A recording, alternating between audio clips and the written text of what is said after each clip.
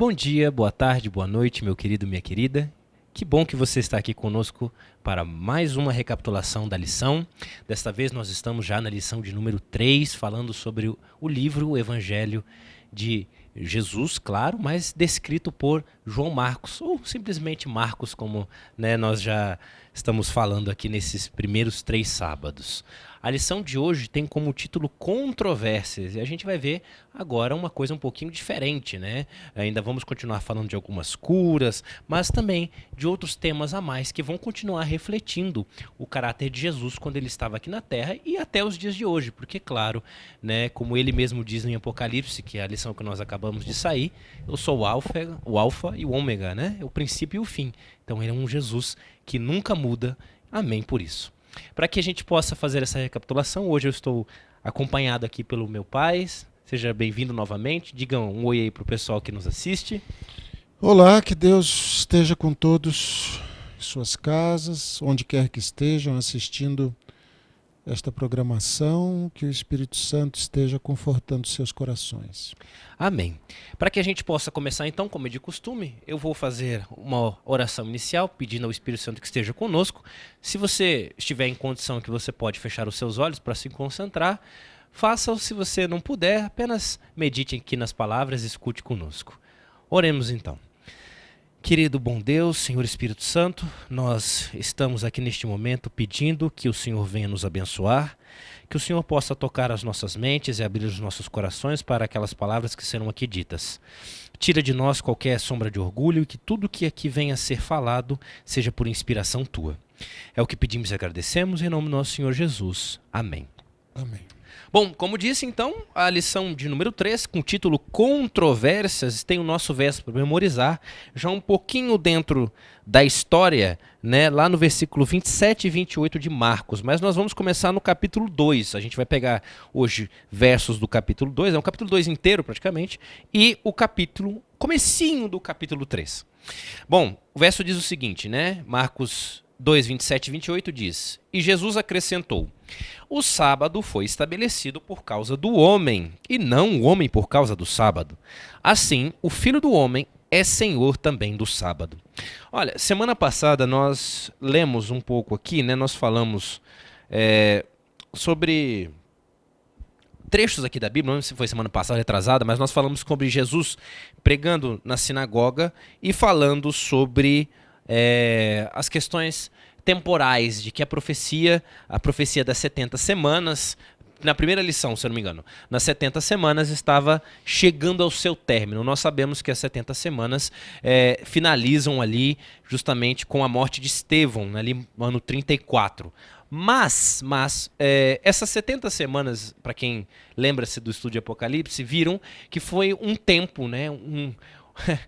É isso que é engraçado, né? Jesus, né, Deus, mesmo quando ele finalmente fala que acabou a paciência, ele ainda dá ao ser humano praticamente 500 anos para se arrepender. Então, passados esses 500 anos, Jesus deu 500 anos para se arrepender, mas se arrepender do quê? O povo, infelizmente, estava se tornando um povo afastado dos princípios de Deus, princípios de, particularmente, amor. Né? A ideia dos mandamentos sempre foi, como o próprio Jesus diz em outros momentos que a gente vai estudar, baseado em dois mandamentos muito simples. Primeiro, amar a Deus e segundo, amar o próximo. Mas o povo estava se esquecendo, digamos assim, ou deixando a parte de amar o próximo e focando mais na parte legal. Então, Jesus ele entra num momento em que, especialmente as autoridades, especialmente, digamos assim, a parte mais estudada, a parte mais estudiosa, que deveria ser o grande exemplo para a população de como seguir a lei de Deus, estava fortemente desviada e corrompida por um legalismo muito grande. E o capítulo 2 vai começar falando justamente sobre isso, sobre a cura de um paralítico. E aí, papai, queria que você começasse então falando sobre isso. O que aconteceu? Por que esta cura deste paralítico foi diferente das curas que Jesus já tinha realizado até o momento? Tá. Só retomando um pouquinho o que você falou, né? É uma característica das elites em todas as sociedades se tornarem orgulhosas.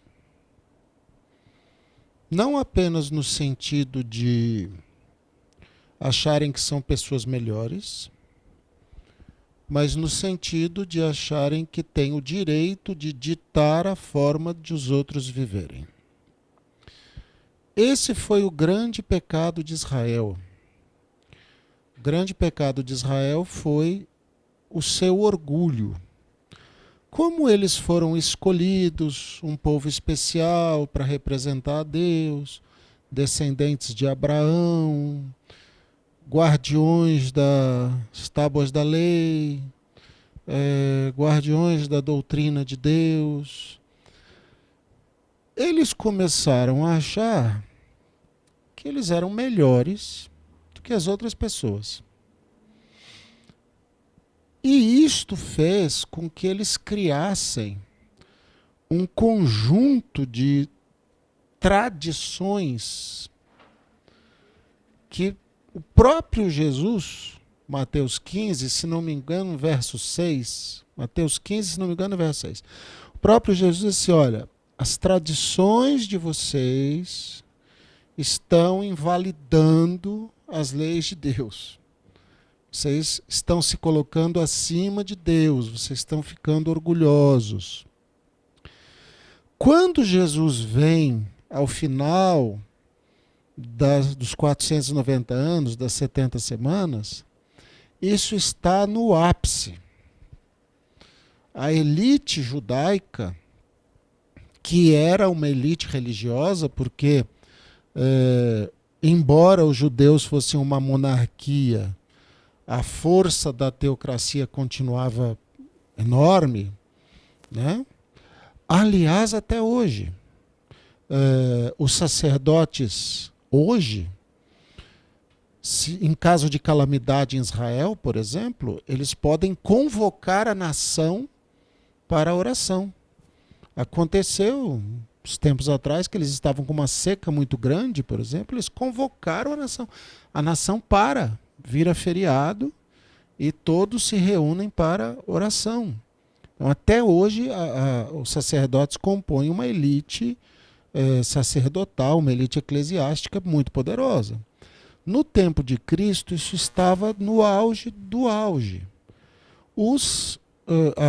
As diversas facções religiosas do Sinédrio, fariseus, saduceus, tal, eles comandavam a vida das pessoas e eles tinham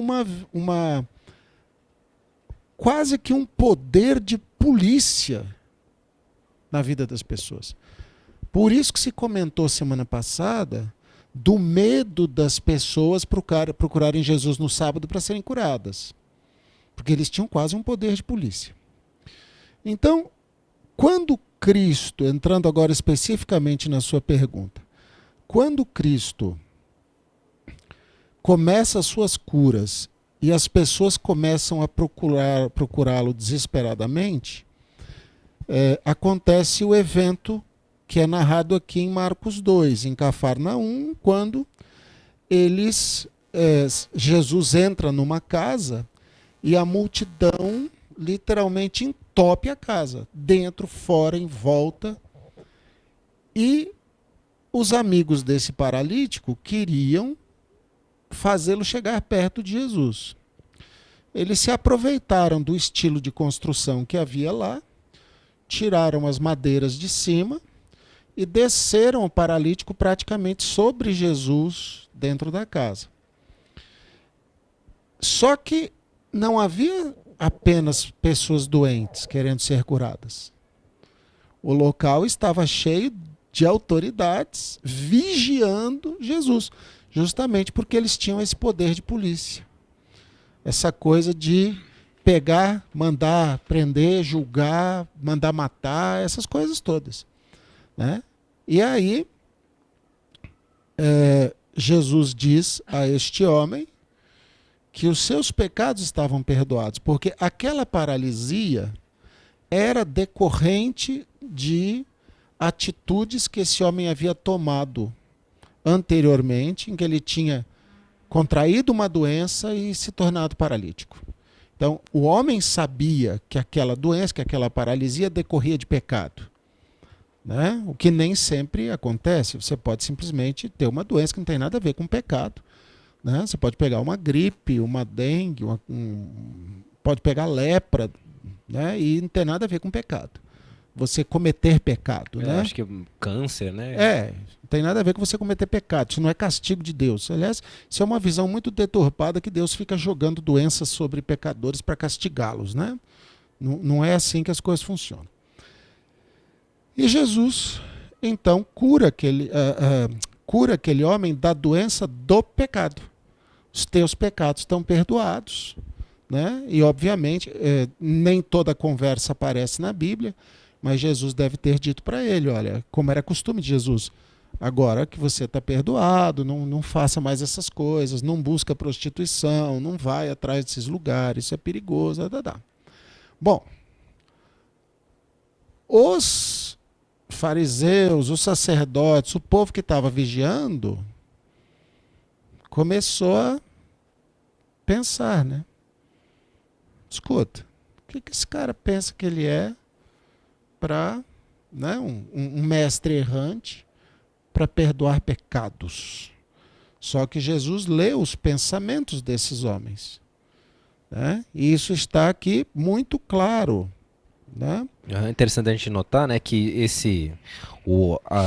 enquanto você procura, a questão de perdoar pecados é atribuição, né, que é uma atribuição divina. Então, se Jesus falar aquilo, né, na visão desses homens, era o que a gente chama hoje de blasfêmia, que é justamente colocar-se no lugar de Deus, e isso era, a punição era a morte, né? Jesus tinha que morrer para pagar os pecados de blasfêmia que, teoricamente, na mente desses homens havia cometido, né? Então, no 2,6 diz que eles estavam argumentando em seus corações, maquinando em seus corações. Eles não estavam falando isso. Eles estavam só pensando. E Jesus, lendo os seus pecados, né? Diz aí no verso 8, imediatamente Jesus percebeu em seu espírito que argumentavam entre si e disse-lhes, por que argumentais sobre essas coisas em vossos corações? Quer dizer, por que vocês estão pensando isso? Se a gente for pensar do ponto de vista do que Jesus diz a seguir, é muito interessante a gente compreender que hoje em dia não se dá tanto valor ao perdão, porque o perdão não é visível. Então Jesus vai dizer assim, vocês estão reclamando que eu falei que ele está perdoado? Bom, na verdade é muito fácil falar que está perdoado. Eu posso falar para você que você está perdoado. Um padre pode falar para você que você está perdoado. Um pastor, um bispo, qualquer um pode virar e falar, você está perdoado. Por quê? Porque como o perdão não acontece aqui neste âmbito, falar isso é muito fácil. Se vai acontecer o perdão ou não, isso é outra coisa, mas falar é muito fácil. Então Jesus diz, vocês estão reclamando porque eu disse que ele está perdoado. Mas falar isso é muito fácil, né? Tá certo. Então, vocês querem ver alguma coisa? É mais difícil mandar ele andar? Tá bom, então levanta, né? Toma o teu leito, levanta. E o homem imediatamente, né, um paralítico, reconhecido ali entre eles todos como paralítico, não era uma fraude, não era uma combinação de igrejas sem vergonha que paga gente para fazer papel de doente, não era isso. Aquele homem era reconhecido na comunidade, na cidade, por ser aleijado. E o homem se levanta e aí o povo se maravilha, né? Diz assim, epa, estamos indo um pouco além do que estamos acostumados, né? Porque mestres errantes que vêm, pregam doutrina e garantem perdão, isso tem um monte. Agora, fazer o que ele fez é outra coisa. E provar, né? Porque ele provou ali. Exatamente. Então, este milagre, ele não apenas serve como um ponto de projeção da vida de Cristo ali naquele momento e do seu ministério, mas ele mostra de forma inequívoca aos líderes que eles estão lidando com outro tipo de mestre. mas o orgulho os impede de aceitar. Ao invés de se maravilharem como as pessoas simples e de darem glórias a Deus, eles se irritam. Exatamente. E aqui a gente vai ter agora, né, uma outra questão que vai do versículo 13 até o versículo 22, em que a gente vai ter uma questão parecida com essa, em que os fariseus, os saduceus, essas autoridades vão novamente se revoltar com Jesus pelo seguinte, né? A Bíblia vai começar aí no versículo 13 falando da vocação de Levi. Levi, filho de Alfeu, era um cobrador de impostos, e aqui a gente só tem que fazer um pequeno adendo, lembrando, nesse momento, né, o povo de Israel se encontrava, né, que é aqui mais específico, quando eu falo Israel, eu falo dos judeus de uma maneira geral, né? Porque aqui já havia uma divisão entre Israel e Judá, mas eu falo aqui, os judeus, né? Eles viviam sobre, e os Israel também, os reinados do norte, viviam sobre o jugo dos romanos. E você ser um cobrador de impostos poderia ser mais ou menos como a gente trazer para algo mais atual, ser uma espécie de capataz, né, no tempo da escravatura. É como você tinha aqueles que cuidavam, o capitão do mato. O capitão do mato, exatamente. O equivalente a você ser o capitão do mato no tempo aqui de Jesus. E Jesus vai chamar, né, Levi, e eles vão comer juntos. Jesus vai sentar-se à mesa junto com os demais cobradores de impostos e pessoas que não eram queridas, muito pelo contrário, tratadas, né, como eram as prostitutas, os doentes, as viúvas, toda digamos assim, a parte baixa da sociedade era tratada. E agora as autoridades vão se achegar a Jesus e vão falar: olha, mas espera aí, que raio de mestre você diz que é, se você come com esses aqui que são os excluídos, né? Que são a ralé ali, a mais baixa estirpe. E Jesus vai então dar algumas lições, e a gente já pode até aqui meio que colocar, essa aqui vamos deixar para depois, mas ele vai falar sobre esta questão e vai falar depois um pouco sobre a questão do jejum, né?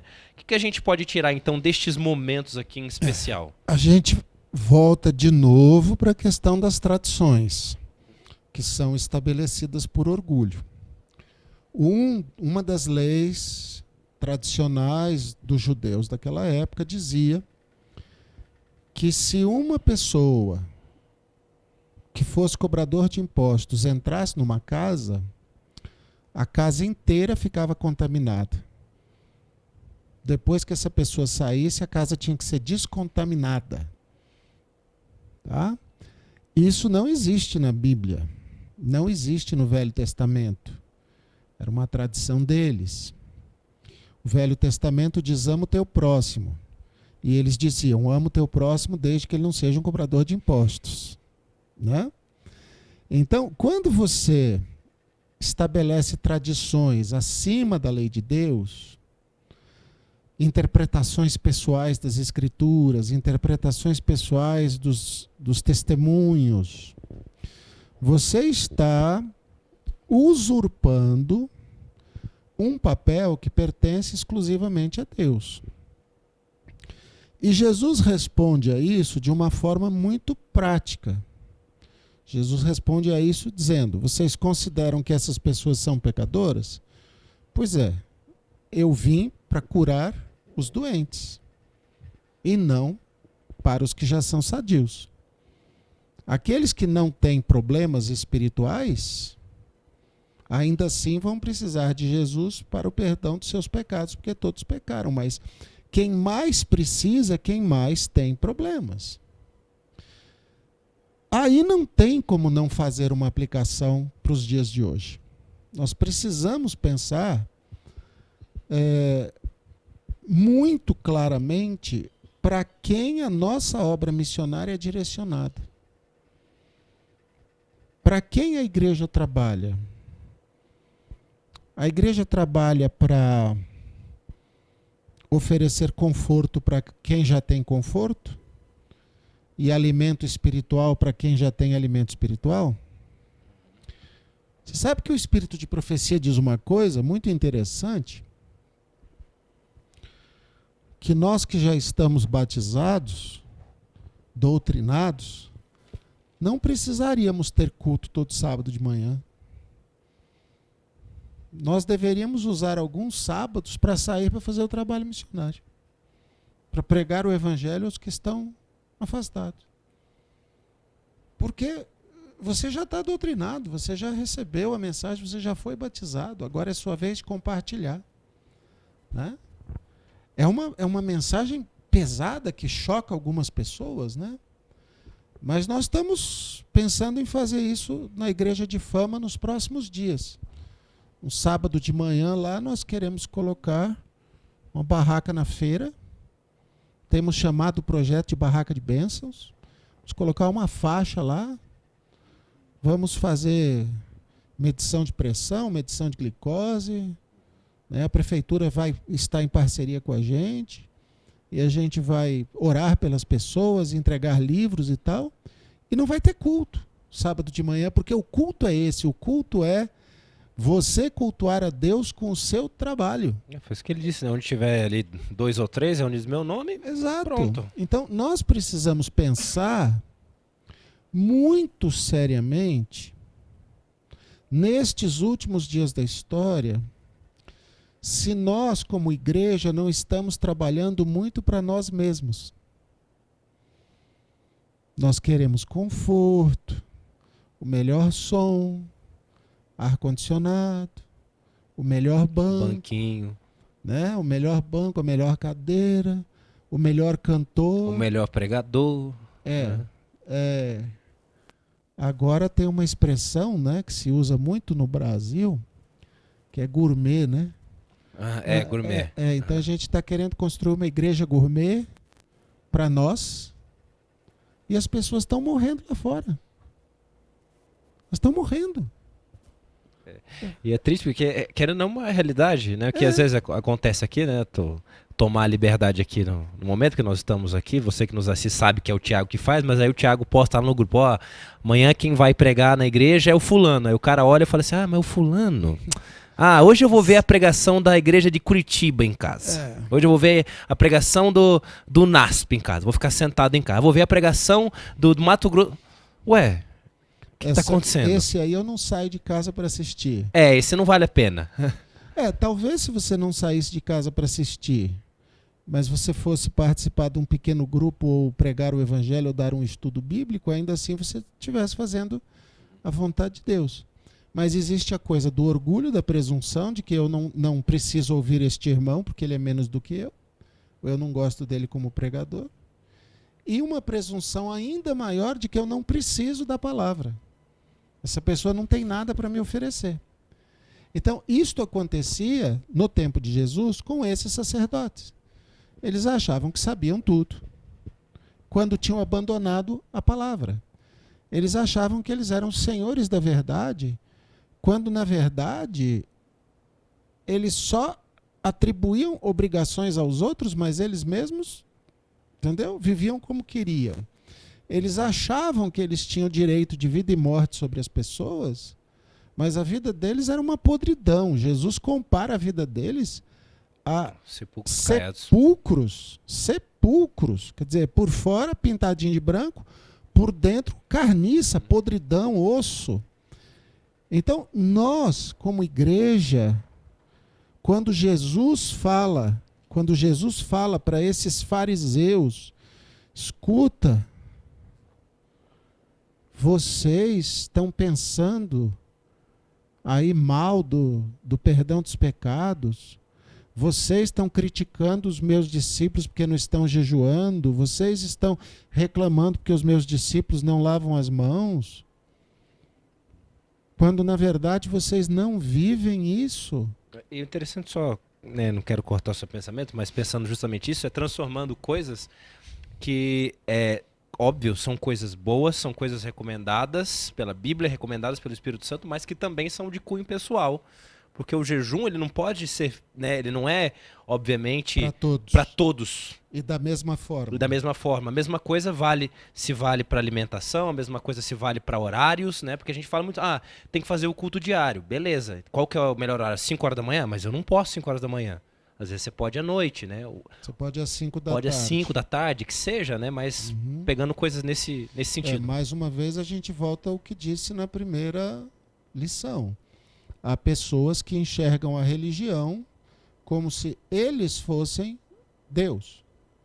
Então, a religião só presta se for do meu jeito. Do seu jeito não presta. Do seu jeito não funciona. Quando, na verdade, nós deveríamos estar olhando para Cristo e perguntando qual é o jeito de Cristo, né? E o jeito de Cristo respeita as individualidades. Ele respeita as individualidades, ele respeita a história das pessoas, os ritmos das pessoas, né? A Milka falou na semana passada da Desejar a Todas as Nações. Eu também recomendo. Desejar a Todas as Nações, a biografia de Cristo. Ele foi eleito pela Biblioteca do Congresso norte-americano a melhor biografia de Cristo jamais escrita. Sabe? Então, não interessa se você não da questão religiosa, esse espiritual, negócio. Espiritual. Se você quiser ler a melhor bibliografia de Cristo jamais escrita, segundo a Biblioteca do Congresso norte-americano, é esse livro Desejar as Nações. E a autora deste livro é considerada pelo Congresso norte-americano uma das 100 pessoas mais influentes da história dos Estados Unidos. Tá? Então, não é uma autora qualquer. A autora deste livro, Desejar a Todas as Nações, considerada pelo Congresso norte-americano uma das 100 pessoas mais influentes da história dos Estados Unidos. Que não é pouca coisa, hein? Que não é pouca coisa. E esse livro é a melhor biografia, melhor história da vida de Cristo, né? Então, nesse livro, Desejar a Todas as Nações, existe uma passagem em que a autora diz que um dos aspectos mais importantes do sucesso da pregação de Cristo era o fato de que ele respeitava as pessoas como elas eram. Então ele pegava o aleijado, ele reconstruía o aleijado, mas ele não destruía o aleijado. Ele reconstruía, né? Ele reconstruía o ébrio, ele reconstruía o leproso, ele reconstruía a prostituta, ele reconstruía o cobrador de impostos, mas essas pessoas continuavam sendo o que eram, do ponto de vista de suas personalidades, de seus sentimentos, de sua história. Jesus não destruía pessoas, ele construía pessoas. E quando a gente reconstruía, né? Quando a gente tenta impor a nossa religião do jeito que a gente quer para os outros, nós ferimos pessoas, nós destruímos pessoas, né? A igreja nunca recebeu de Deus, e nenhum líder religioso nunca recebeu de Deus, autorização para destruir pessoas. Nunca. O nosso trabalho é buscá-las e permitir que o Espírito Santo as reconstrua, né? E individualize os dons e dê a cada um, né, o que melhor apraz ao próprio Espírito, de forma a aproveitar o potencial daquela pessoa para que ela possa fazer o seu trabalho, honrar a Deus, glorificar a Deus com o que ela é, né? Então, se ela é uma drogada, ela vai deixar de ser uma drogada, mas ela pode ser uma pessoa muito habilidosa, por exemplo, cozinhando, ou cantando, ou pregando, mesmo sendo drogada. Deus tira o pecado da vida da pessoa, mas o potencial da pessoa renasce e é aproveitado. Nós precisamos aprender isso. Porque os fariseus, os líderes religiosos judeus, eles faziam o contrário. Eles queriam todo mundo igual, todo mundo fazendo as mesmas coisas do mesmo jeito. E tem gente dentro das igrejas hoje que pensam desta maneira. Se você não fizer isso, não vai para o céu. Se você não fizer aquilo, não vai para o céu. Se você não vestir como eu, você não vai para o céu. Se você não comer como eu, você não vai para o céu. Se você não falar como eu, você não vai para o céu. Quem é você para impor aos outros a sua forma de ver a religião? Isto é ser fariseu na sua essência. Esses homens foram advertidos por Cristo. Os que hoje agem como fariseus são advertidos por Cristo por estas histórias. Né? Parem de tentar dominar a vida dos outros. A relação religiosa, a relação de salvação é uma relação entre o homem e Deus.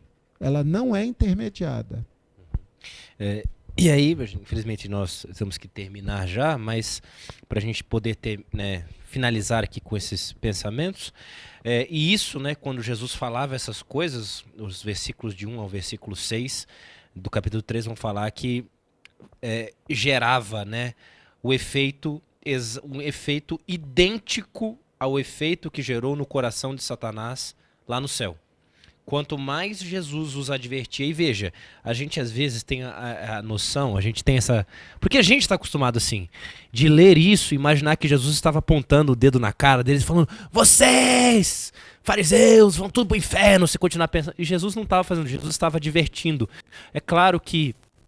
amorosamente. É claro que, como toda advertência, uma advertência que vai direto ao encontro, que põe o dedo na nossa ferida, nunca é legal, porque é muito difícil você encontrar alguém que tenha a humildade suficiente de você chegar para ela e falar: olha, o erro está aqui, e ela falar assim: é verdade. A gente vê isso, por exemplo, no caso de Davi, que é chamado o homem segundo o coração de Deus, em que isso acontecia. O Natan, o profeta, chega e falava assim: ó, você errou aqui, e ele falava: errei, e mudava. E os fariseus, acontecia o que aconteceu em Satanás. Quanto mais Jesus advertia, mais eles se fechavam, mais eles se estressavam, mais eles conspiravam a ponto de falar: olha, como é que a gente vai matar como é que a gente vai matar homem? ele? Como é que a gente vai matar esse homem? Porque aqui não dá pra gente, obviamente, a gente não vai sair. Porque hoje o que a gente observa, às vezes, na igreja é isso. Pessoas que se estressam, saem, deixam, brigam, arrumam uma confusão e vão embora.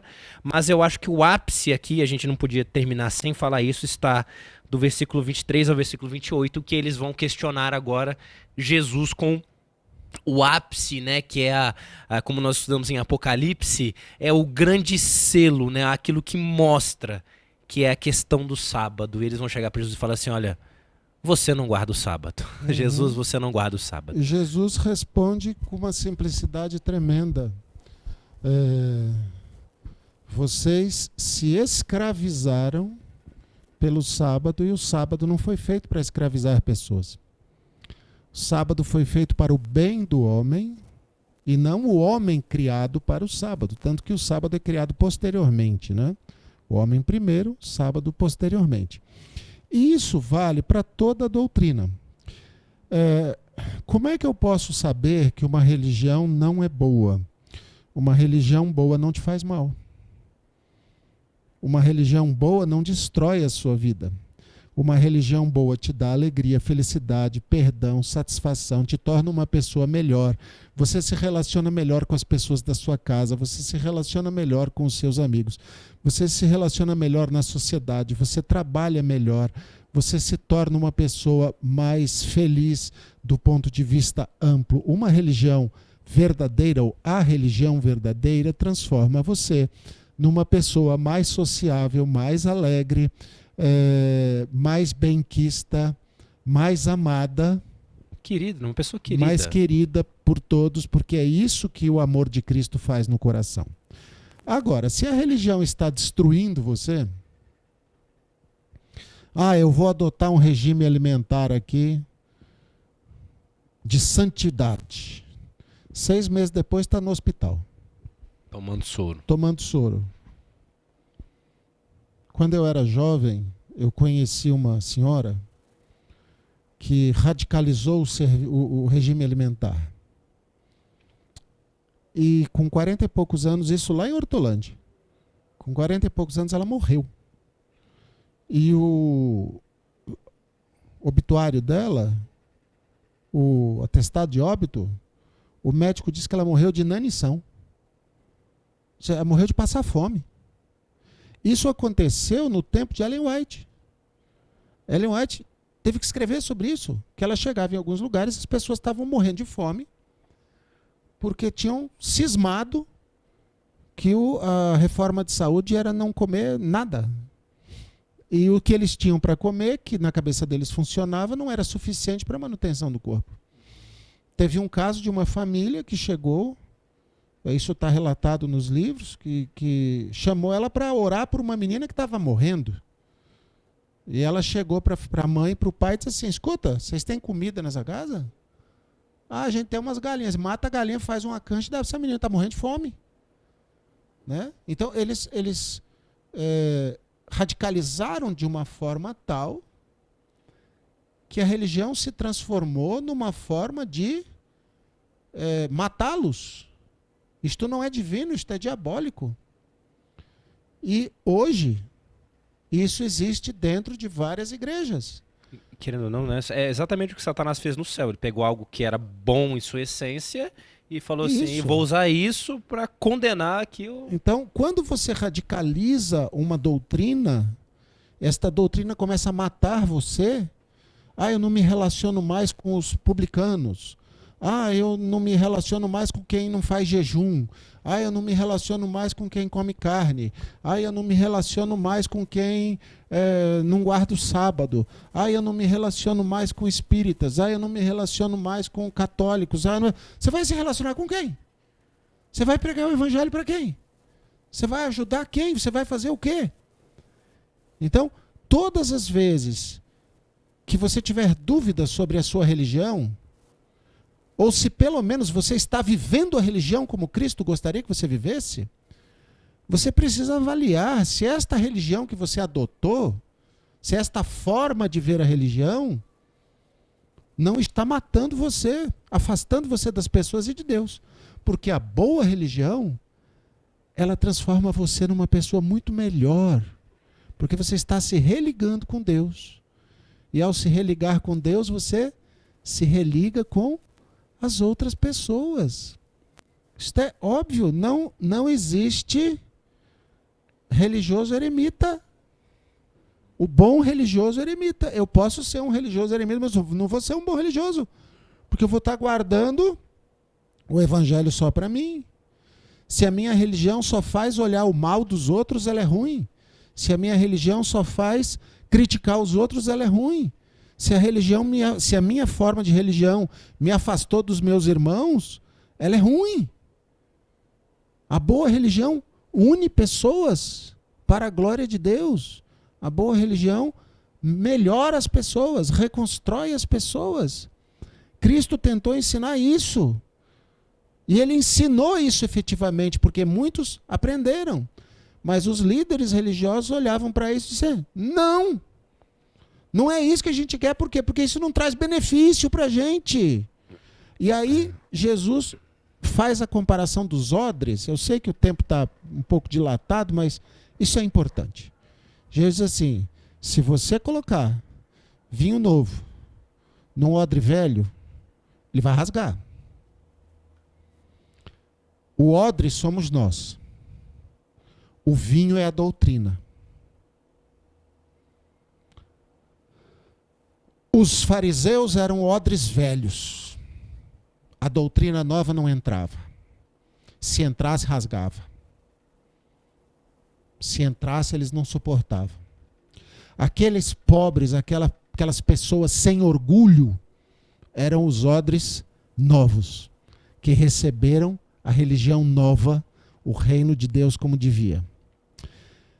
Pergunte a você mesmo, dentro da igreja, diante da palavra de Deus, que tipo de odre você é? Você é um odre velho, agarrado nas tradições humanas, tão orgulhoso que não pode receber o vinho novo do amor de Cristo? Querendo conquistar a sua salvação pelas suas obras. Pelas suas próprias obras, pelo seu próprio orgulho, pelos seus próprios méritos? Talvez você esteja fechado ao amor de Cristo. Talvez seja melhor você pensar um pouco se não está na hora de abrir mão do seu orgulho, dos seus conhecimentos e experimentar uma religião viva como a que Cristo gostaria de nos dar. Amém. A você que nos assiste, muito obrigado por estar conosco mais uma recapitulação. Obrigado pela sua paciência. Hoje nós passamos um pouquinho, mas creio que foi proveitoso a todos nós. Na semana que vem nós vamos dar continuidade ao capítulo 3 agora e falaremos sobre... Estou chegando lá, só um minutinho. Aqui, passei muito agora. Ó. Nós falaremos então a partir do capítulo 3 e o capítulo 4 sobre diversas parábolas que vão ser trazidas aí no livro de Marcos. Para a gente finalizar nesse pensamento, eu peço que você faça uma oração para a gente poder, então, se despedir. Senhor nosso Deus, nós te agradecemos porque a tua palavra nos traz um modelo perfeito que é o Senhor Jesus, a quem devemos imitar.